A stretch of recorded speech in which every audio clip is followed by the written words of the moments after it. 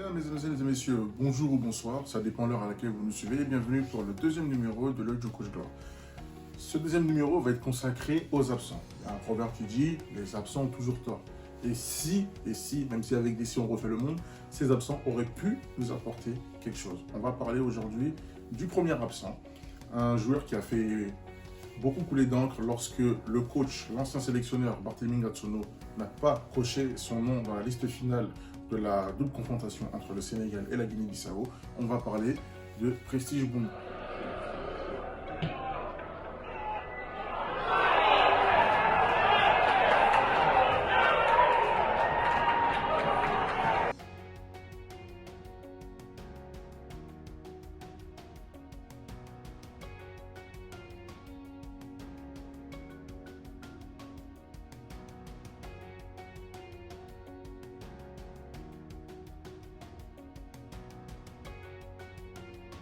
Prestige Bungu, qui évolue donc au club du FK Metalak dans le championnat de Serbie, dans un système en 3-5-2. Pour faire un petit focus sur le club du FK Metalak, c'est un club qui est aujourd'hui donc 10e de son championnat, donc championnat de Serbie, avec 10 victoires, 12 matchs nuls et 10 défaites. Prestige Bungu, il faut le rappeler, international congolais avec 3 sélections. Aujourd'hui, donc, nous allons parler de Prestige Bungu, donc son système, un système qui est notamment beaucoup utilisé, qui fut beaucoup utilisé notamment par les clubs italiens, le fameux 3-5-2.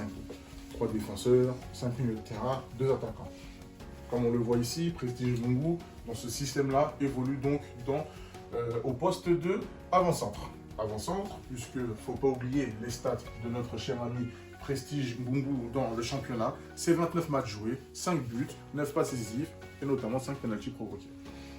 Prestige Bungu, nous connaissons sa qualité première, qui est la vitesse, la percussion, qui n'hésite pas à dribbler lorsqu'il y a du 1 contre 1, un joueur aussi qui peut combiner balle au pied, un joueur de profondeur, et aussi qui s'est révélé un bon buteur, puisqu'il a beaucoup soigné sa finition devant le but. Même s'il y a toujours des ratés, ça arrive, mais au fil du temps, il va encore développer notamment sa finition devant le but, puisqu'il est encore jeune.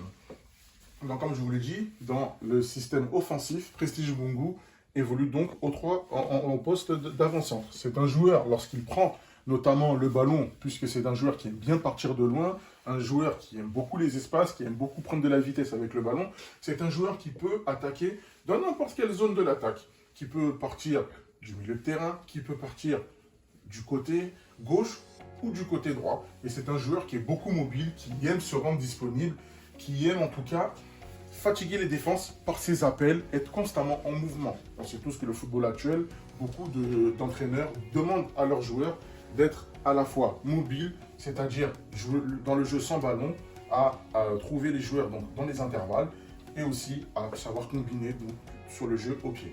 Donc comme on le dit, Prestige Bungu, c'est un joueur qui peut partir du côté gauche, qui peut repartir, se retrouver au milieu de terrain, se retrouver sur le côté gauche, et aussi c'est un joueur qui est souvent à la finition pour justement conclure les actions de son club. C'est un joueur qui a beaucoup progressé dans ce domaine-là, notamment, vous le verrez lors des illustrations qu'on vous mettra à la fin de cette vidéo. Mais aussi, on va parler du repli défensif de Prestige Bungu, puisqu'on dit toujours que le premier défenseur de l'équipe, c'est l'attaque.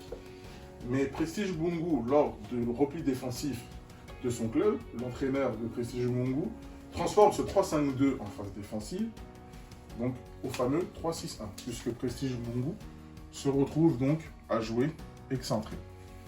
Excentré, droit ou gauche, ça dépend selon l'endroit où son équipe perd le ballon. Et c'est un joueur aussi qui n'hésite pas à venir prêter main forte à ses défenseurs, qui n'hésite pas à poursuivre notamment les montées des latéraux adverses quand il peut, et que son milieu de terrain n'a pas pu couvrir notamment Prestige Bungu lors des phases défensives.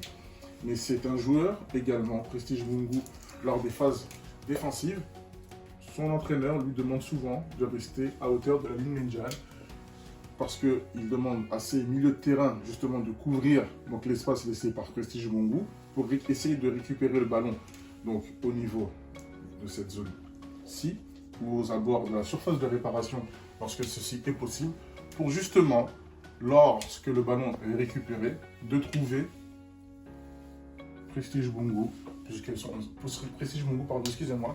puisqu'on sait tous que sa qualité première, c'est la vitesse avec et sans ballon. C'est un joueur très rapide, techniquement très habile.